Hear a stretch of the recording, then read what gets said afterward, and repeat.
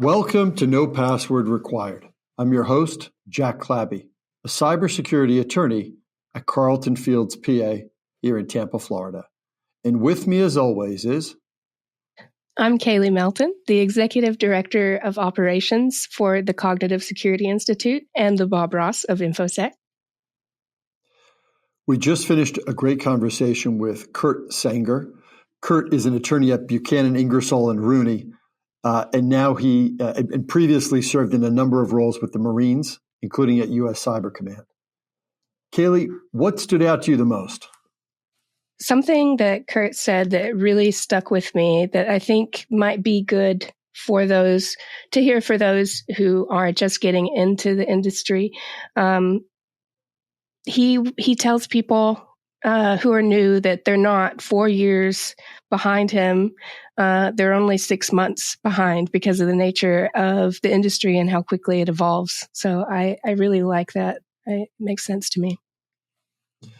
Yeah, from my perspective, Kurt does a really effective job of explaining how he stays engaged as a private side cybersecurity attorney now after a long career of excitement and danger and mission with the United States Marine Corps and U.S. Cyber Command. You know, he talks about that in a way that I think can be really helpful to a lot of us in this industry who've changed roles from a government role to more of a private side, private defense role. So you've heard a little bit about what Kayley and I took away from this discussion. Now let's hear what Kurt has to say.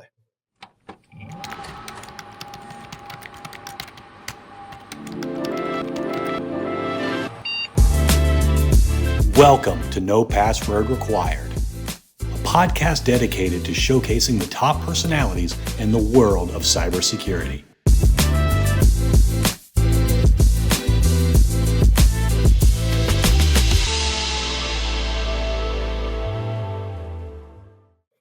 Welcome. Our guest today is Kurt Sanger. Kurt, welcome to the podcast. Thank you so much. I've been looking forward. I always like speaking with you, but been really looking forward to doing it on a recording. So excited for the conversation. So, Jack, since you know Kurt, I thought we'd kick things off a little differently this time. I know we usually start by asking about our guest's current role and things like that, and we will get to that. But first, I would really love to hear what it sounds like when two Tampa cybersecurity attorneys get together and talk shop.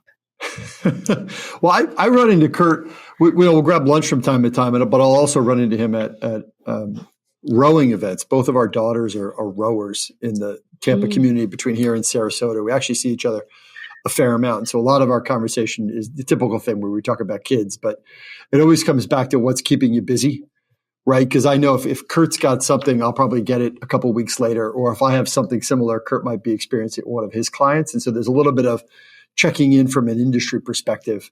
And then Kurt, I always know I'm trying to balance out the like holy grail of not time sensitive consulting style work that we do for our clients with highly emergent incident response work.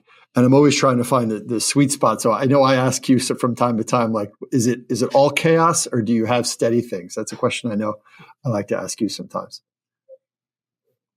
Yeah. So let me just go back to the first part of the question about what we talk about. So I just want to be clear that I reached out to Jack originally when I was still on active duty and living in Maryland, coming back to Tampa. I don't know if I even knew you were in Tampa. I knew you were in Florida, Jack, but I basically wrote a fan letter to Jack, and we have since become friends. But there's always this element that, like, and there's a couple other people who've become friends that I've done this with. But to me, there's always an element like, oh, this guy is something special. He's a bit of a celebrity, and I reached out to him as a fan. So even though you've embraced me as a friend, which I appreciate, there's still always a layer of awe that accompanies celebrity. But it's funny you mentioned pace because, I mean, that was one of the things I was looking forward to exiting the military was not getting the call midnight on a weekday Yeah. or anytime during a weekend or a long holiday, when you'd often get a call and you'd have to drop what you're doing and go in. In the business that we're in, responding to incidents, we still get those calls. Yeah. Not so much at midnight, but definitely on weekends and other inconvenient times. And over the past month and a half or so, Jack, it's gotten particularly acute. The time-sensitive stuff has been pushing out the more planning-oriented work. And so this is the first time in the 15 months I've been with my law firm doing privacy work, which has a better timeline than incident response. This is the first time incident response is dominated. And it's a lot like, I wouldn't say it's like being in the military, but it's working on the same schedule. Yeah. And that's a great point, because the conversation, Kurt, you and I have had, that we've had with other guests on the show here, is that you went from doing one thing to another thing, right? Both in cybersecurity, right? So you went from being a serious attorney in the military doing cybersecurity work to doing privacy and cybersecurity work for a private law firm for Buchanan.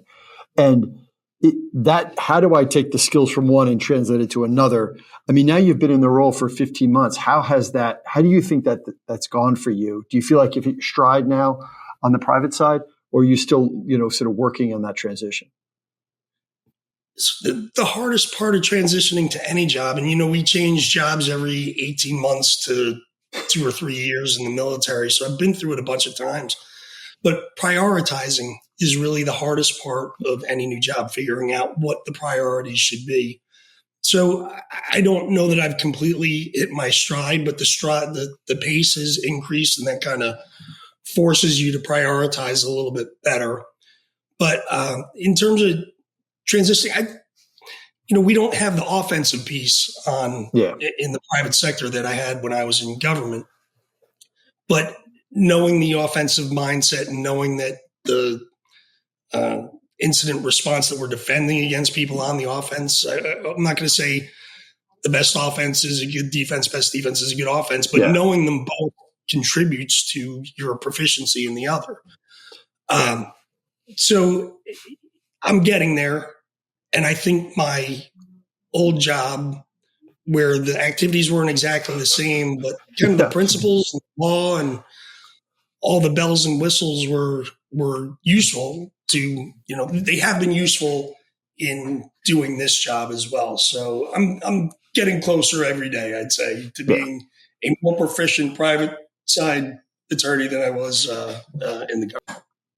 Kurt, you had over 20 years in the Marines, and then you had 8 years at U.S. Cyber Command, right? So you've been around, and you've been around the country. What brought you to Tampa? When you were thinking, I'm going to transition out of the military, what brought you to this area?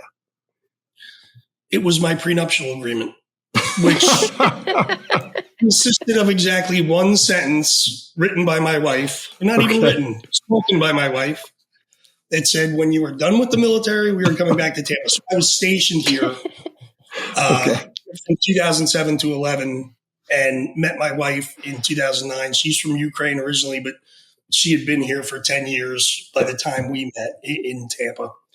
And that was basically the deal. I'll follow you around the Marine Corps, wherever they send you, which at the time I figured would be like Japan and other exotic places. Maybe not Japan I would have loved living in. I'm not sure if she would have loved, but I was like, okay, well, this is the trade-off. She'll go wherever they send us, and we'll come back to Tampa.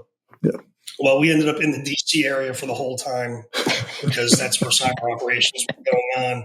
But I was perfectly happy. I love Tampa. I can't imagine living anywhere else at this point. Yeah. So that's how I ended up back here. It was a verbal contract.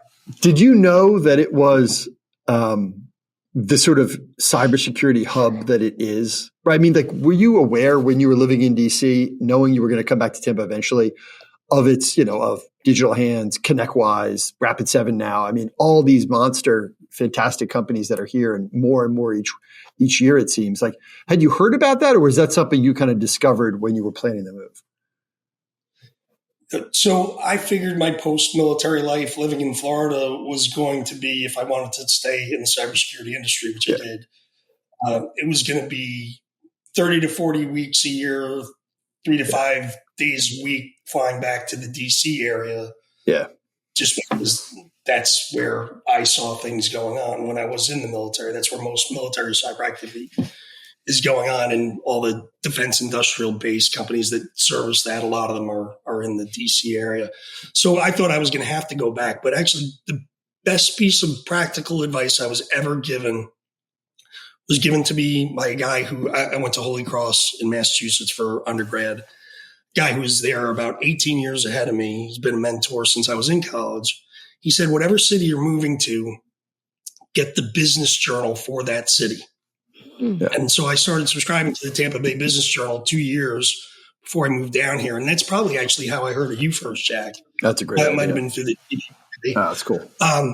But through that, through the publication, learned all about not just the cybersecurity, but the tech community that was growing here in Tampa, and like the Synapse conference I came down for, and other events got associated with it, and just the organizations I heard of, ReliaQuest, Abacode, just the OpSWAT thing moved here when I was moving here. Just unbelievable growth in the field in the Tampa area, and made it very easy, and now saves me from having to fly up to DC as I thought I was going to have to. It is, you can tell a lot of you.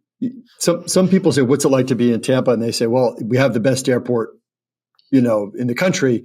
And that, for the first year or two that I lived down here, I used to say that when I was defending Tampa to people who were in New York or DC or Los Angeles. And I don't say that anymore, right? I don't lead with, you can get there from here as its main thing. It's more, man, this city's growing. Boy, do we have a lot to offer. Just look at the top line companies just in the industry that we're in, Kurt. Right. I mean, it really is extraordinary. And then, if you were to go a layer deeper and talk about financial services or insurance or the growing biotech presence or software as a service companies or even private equity, right? I mean, all that other stuff has come along, even in the time since you've come back to town. Yeah. And I've tried to crack the code on what it is. And I guess having MacDill Air Force Base with Central Command and Special Operations Command, that drives some of it. But I also think University of South Florida has just exploded, and in every respect, but particularly with regard to technology programs. University of Tampa as well, and it shouldn't sell anyone short to include Orlando, Miami, Tallahassee, Pensacola, all the universities in Florida.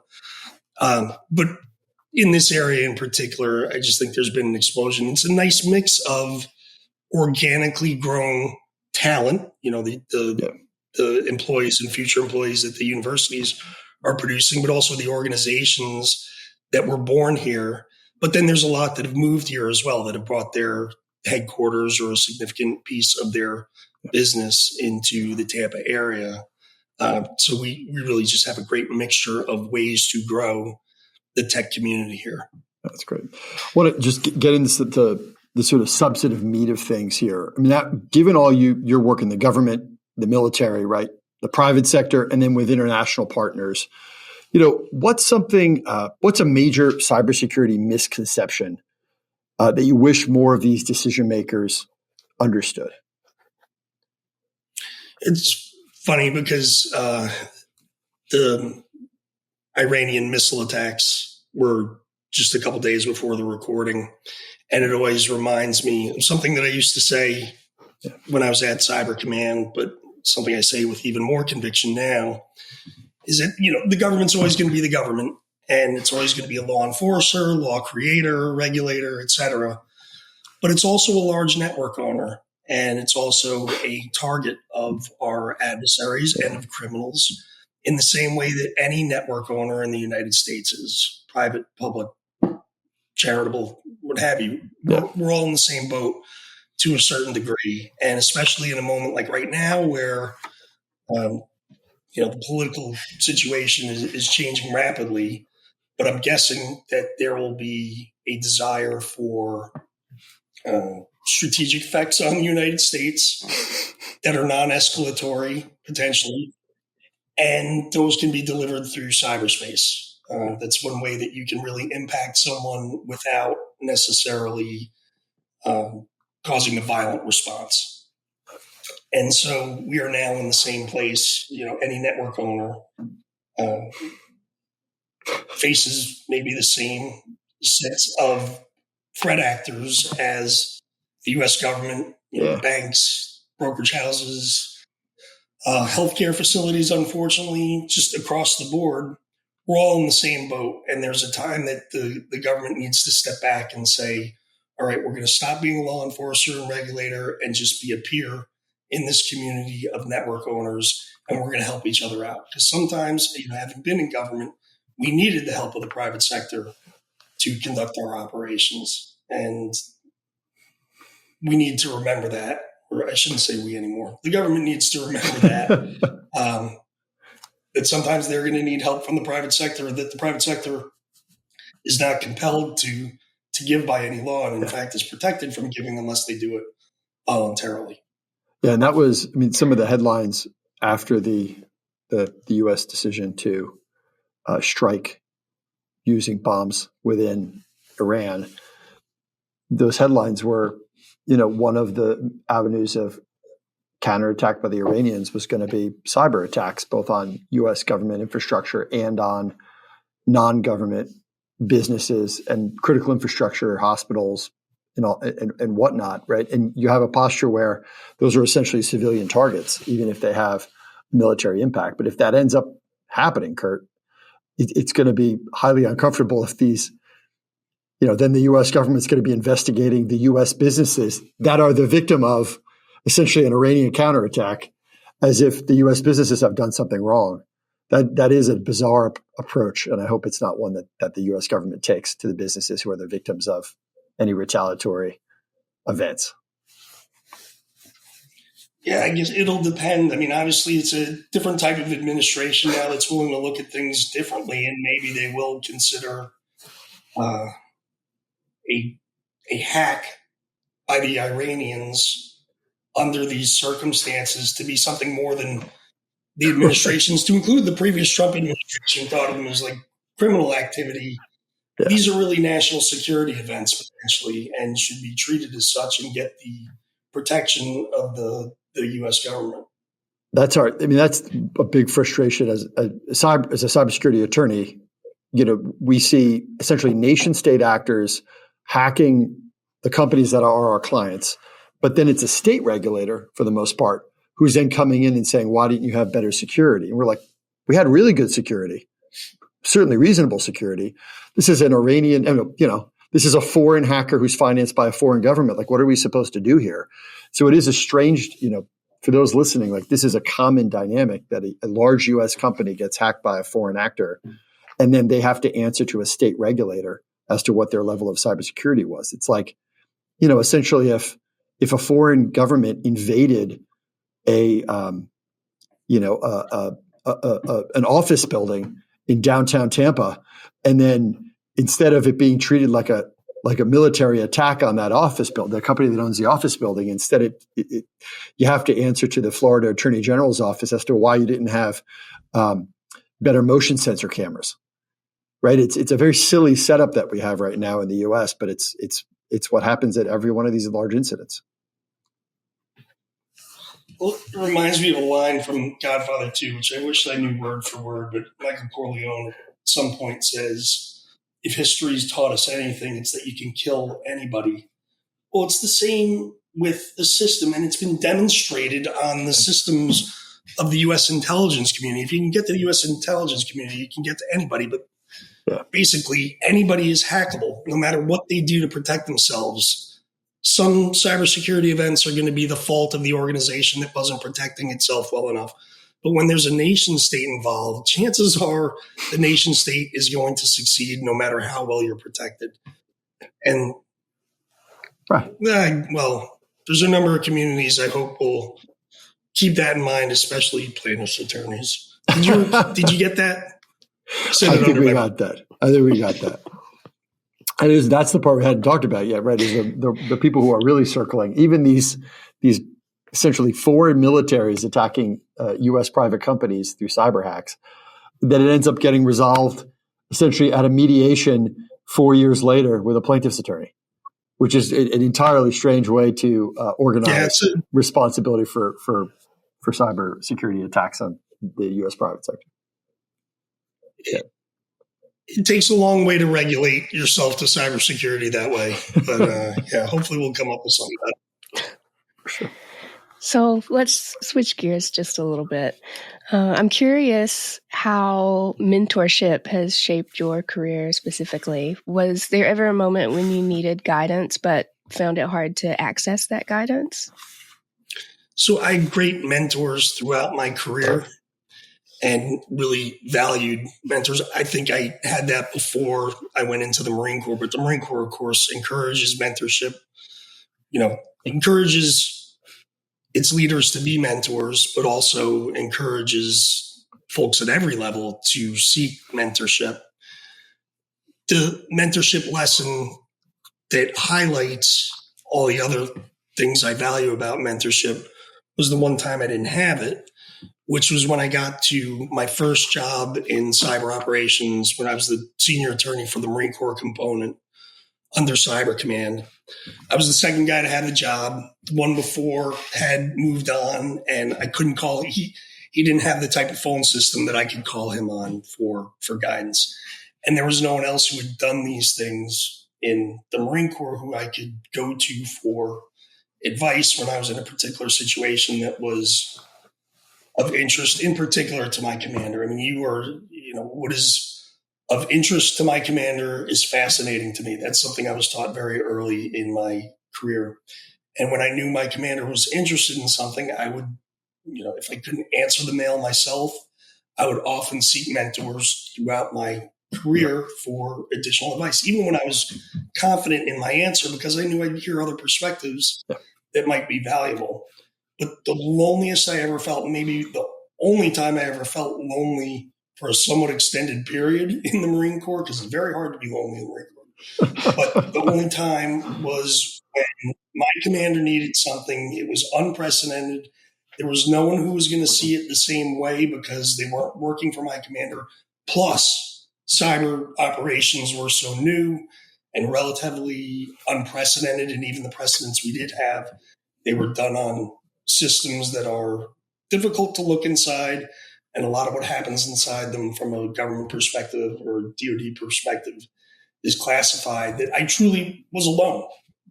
And that was where it was like, you are alone. And that never happened at any other time in my career. So that was when, if I didn't value it before, I certainly valued mentorship after. So, I mean, Kurt, as a JAG, right? I mean, you've kind of been everywhere and done everything. What's a crazy case or a crazy posting that you can tell us about? See, one of the more interesting ones was I was still a lawyer and got legal issues, but I was acting as essentially an anti-terrorism and force protection officer. It sounds probably much cooler than it was under the circumstances because it was in Romania where everything was safe, but had a few responsibilities that I had to cover. But basically started out at basically it was an exercise where it was led by engineers that were building certain things. It's not so funny, but there were three main projects going on. We were building a school, building water wells, and then improving the apron of an airfield, which I guess is where you park the planes. And that airfield ended up being one of the black sites for renditions.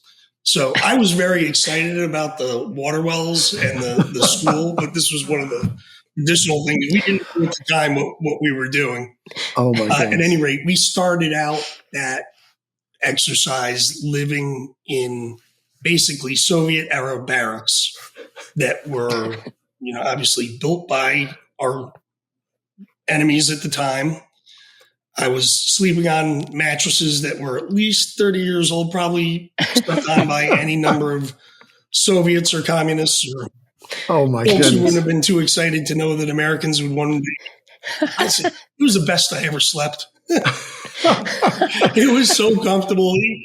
Built to last. The room we were in, it was built for like 6. Yeah, I don't know. It just worked out. So just constantly smoking cigarettes on them, probably, right? Oh my goodness. Oh, there were cigarette stains on all 50 mattresses throughout. Amazing. So, military law versus civilian law. When it comes to cyber and those two different things, how different are the playbooks for those? And I'm curious if there's a rule or mindset that just doesn't translate well between military and civilian law. So, generally, not cyber security or cyber operations specific, but there's really only two kinds of people in America who can put you or me or an American in jail today, and that is a judge or a military commander. Military commander has the authority to basically put someone in confinement pre-trial. Right. Oddly enough, the military in that regard, in terms of enforcement and pretrial restrictions and such, it's much more flexible because it's really the commander's decision to make based on the needs of his or her unit.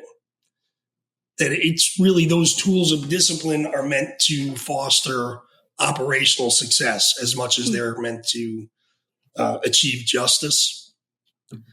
So there are ways, as when I started out, I did prosecution and defense in the military, my first war, but as a defense counsel, there were buttons to push and appeals to make to a commander that would never fly in the civilian community. I'm sure there were others in the civilian community that I never had to explore that wouldn't have worked with a commander, but there was a bit more that commanders needed to consider other than the achievement of justice. As far as cyber operations are concerned, no offense on the side of things that we're doing right now. Oddly enough, at Cyber Command, we had to worry about the Constitution because obviously Constitution restrains a lot of what the government is allowed to do. We don't have to worry about that in the private sector. And I should explain, I don't do cybersecurity for my organization. I don't do it for Buchanan.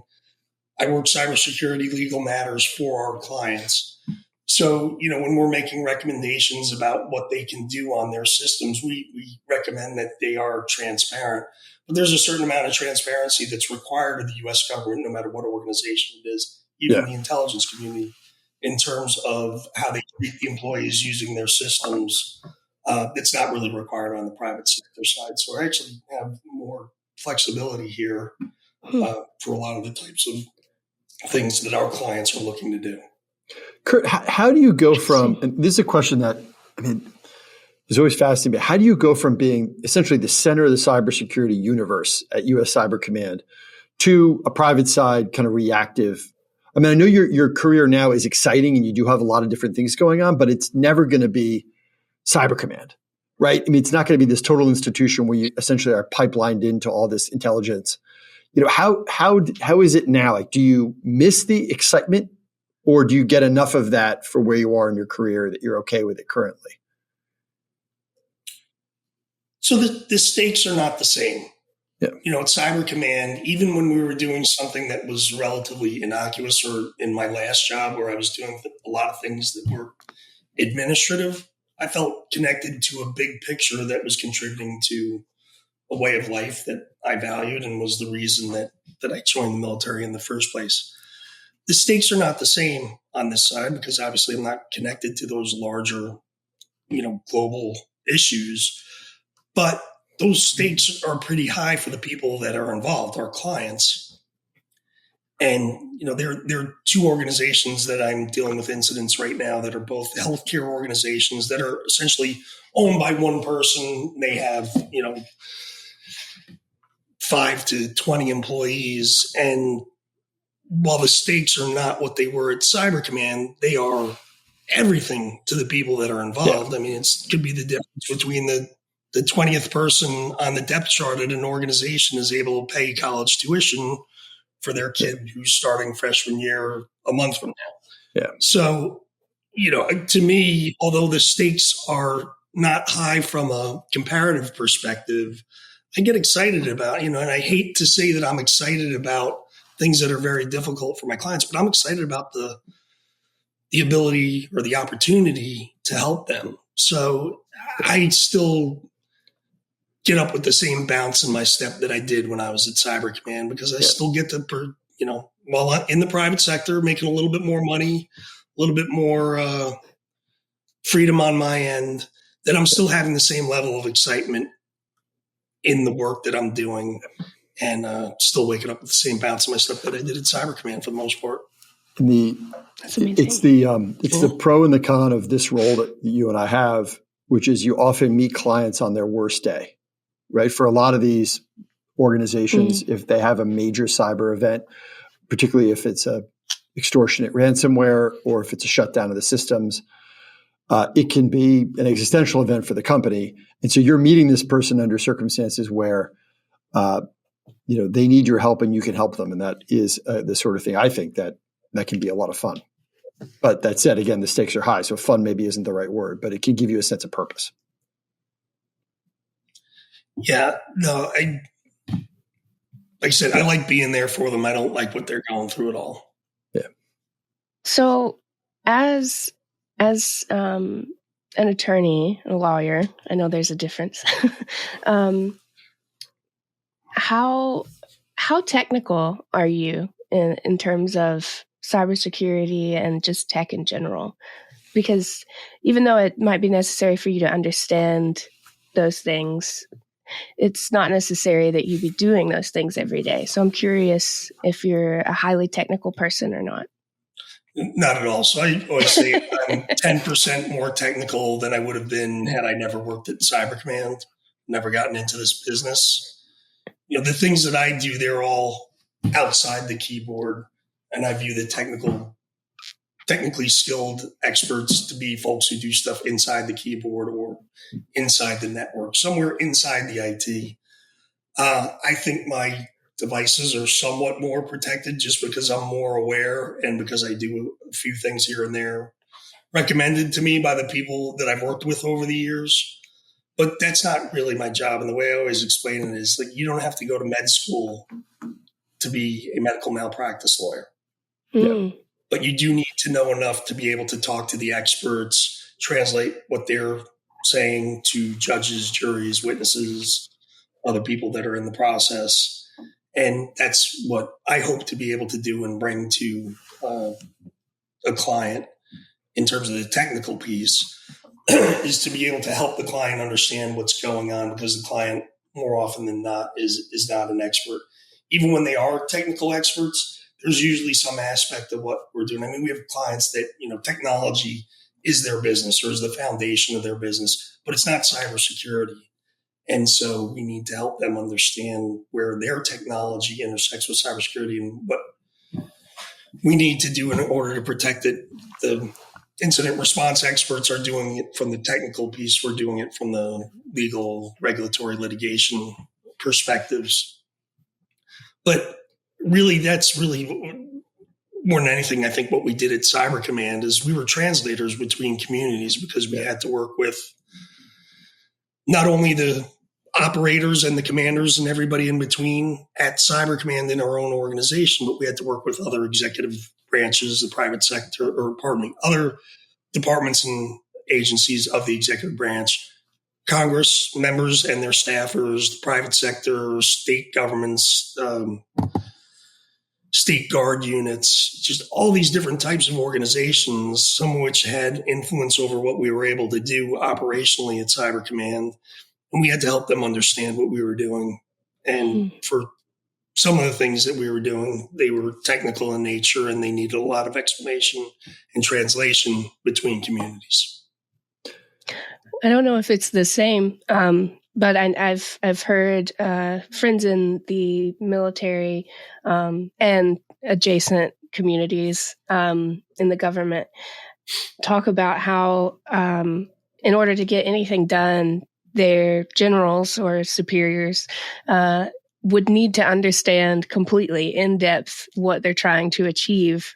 And when it comes to something highly technical like cybersecurity, it could be a bit of a barrier trying to explain in detail so that a general would understand exactly what's needing to happen. Did you ever encounter anything like that? Absolutely. So Cyber Command had 3 missions. 1, to protect the Department of Defense information networks.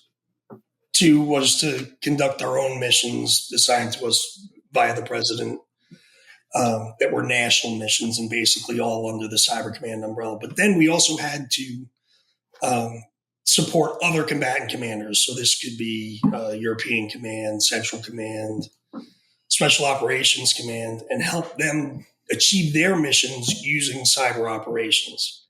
And if you got to a commander, say, this is a very simple and fictional example, but say you had the opportunity, you needed to deny the enemy the use of a bridge.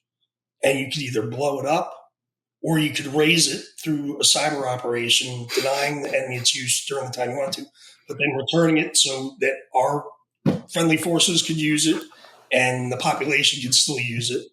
And so a commander might be offered this choice, never encountered a cyber operation or a cyber capability before, knows exactly what the munitions involved in the operation is to destroy the bridge, or has the cyber operation as a option. Somebody raises the question, well, what if the cyber operation you conduct also affects the dam 2 miles down and it floods the village? Well, technically that was impossible, but that question did come up and it did delay operations and extend discussions just because the question was raised when cyber operations first started. Yeah. And, the thing that's impressed upon you from day one of joining the military, at least the Marine Corps, is that you are responsible for everything your unit does and fails to do. And that doesn't mean just the people, but it also means the tools that you're using. And if you have the choice between using something you've known and used for 20 years or this brand new thing that's difficult even for the experts to understand or fully corral the possibilities of what they may be able to do, it's not a hard choice for the commander to make based on what we are trained to be responsible for. And so it was hard to get traction with other organizations in the beginning. Luckily, as time moves on and people who are in command roles have more time with technology under their belts throughout their careers, it's easier to help explain things or understand things. And every year, people get more used to these type of operations and have a little bit more faith in them doing, with a greater track record. But it was definitely a challenge at first. After a short break, we're going to return with our lifestyle polygraph. So stay with us. You're listening to the No Password Required podcast. We cover cybersecurity and a lot of other stuff.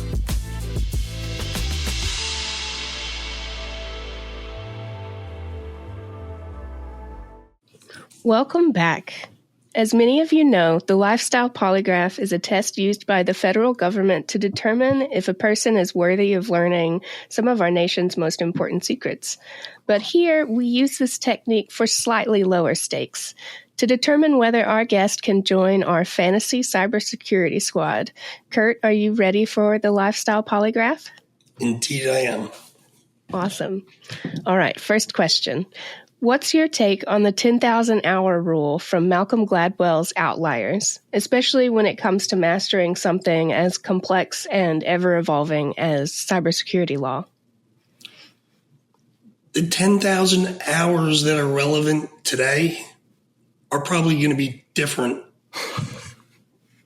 Maybe 6 months, a year, 5 years, whatever it is.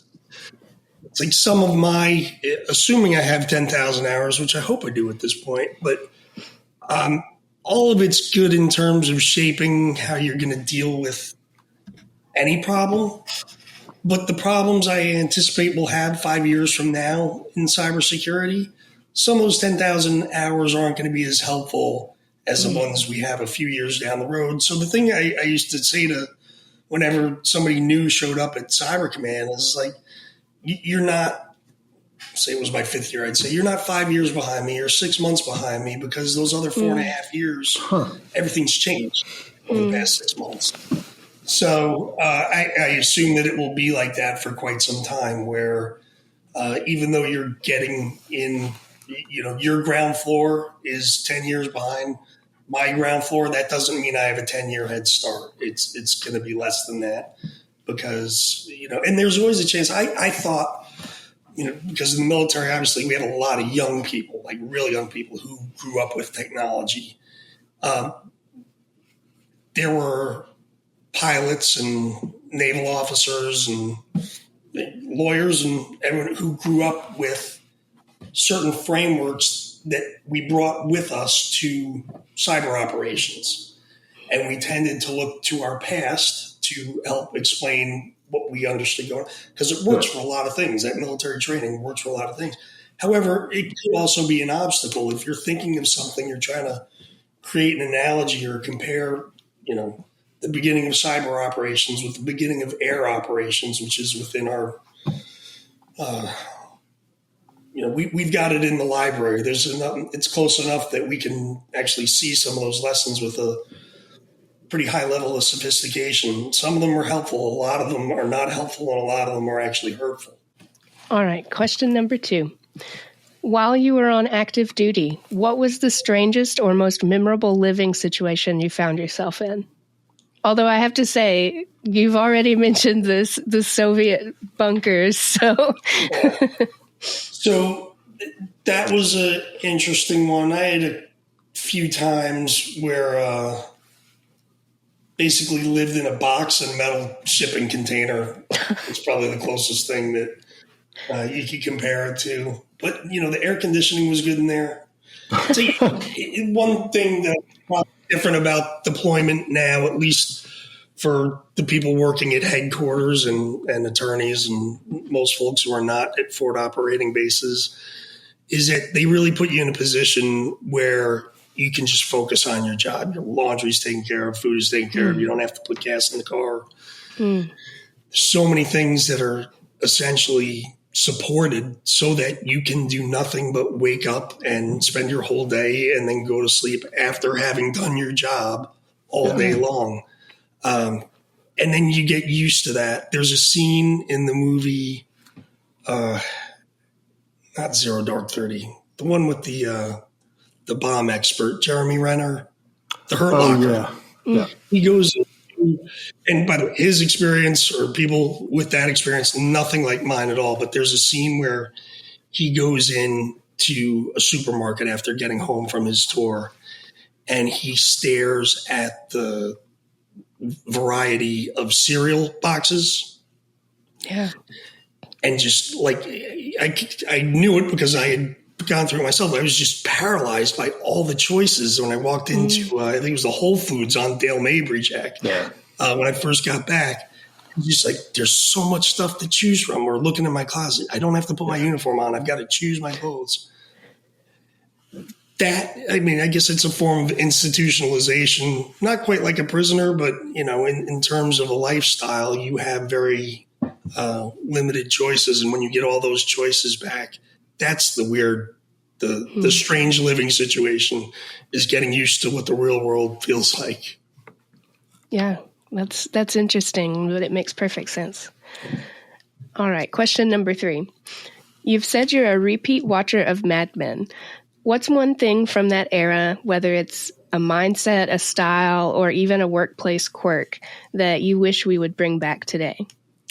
Well, I think most of us would have the same answer who are fans of Mad Men, is chain smoking. Just the constant cigarettes. Yeah. Beginning one before you finish the last one. Because what I would do is invest in dry cleaners. Because I have to imagine they took a big hit with all the cigarette bans, because, you don't have smoke in your clothes anymore.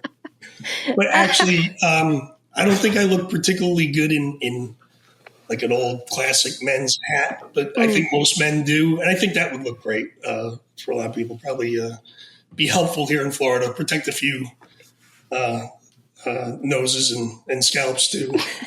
But yeah, no. Actually, now that I think of it, not the chain smoking. Hats. Let's go with hats. I don't think the vaping looks nearly as cool as smoking a cigarette does. I think smoking a cigarette looks at least cool, or maybe we're trained to think it looks cool, but boy, vaping is not anywhere near as cool. You don't see vaping in movies. It's not like half as cool. It's actually on the other end of the spectrum. So, I don't know. Yeah. Kids, don't do either of them. You get a lot of kids listening to the podcast. Asian kids, stay away from them. Okay. Question 4. If someone handed you an unlimited supply of Lego bricks, no rules, no limits, what would you build?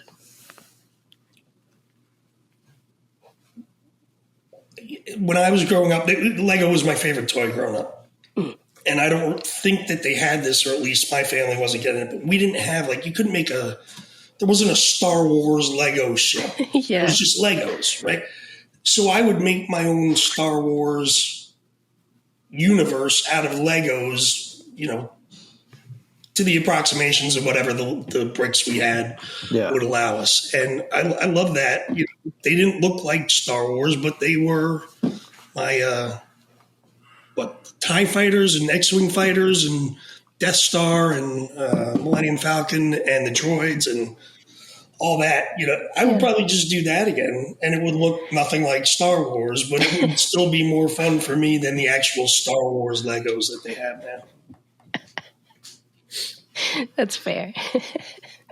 It became, Legos was a toy for creativity that became a toy that rewarded precision.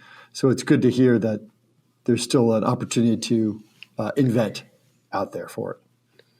Well, that was the whole point of the Lego movie, right? Was yes, the Craggle, the crazy glue?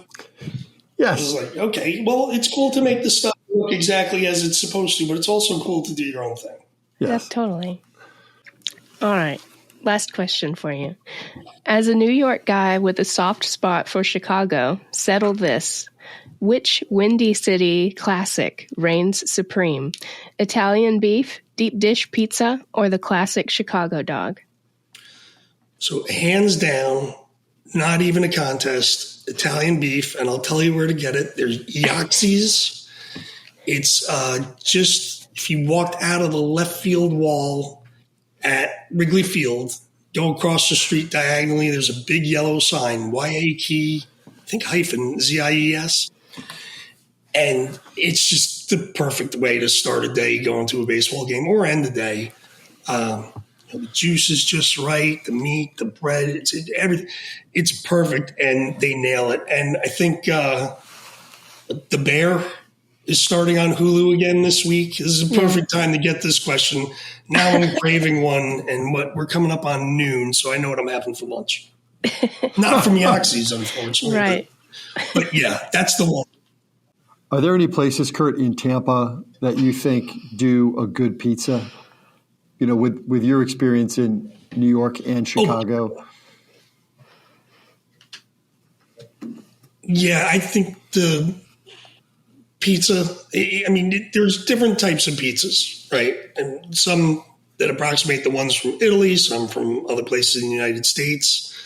With the New Haven style pizza they've got down here.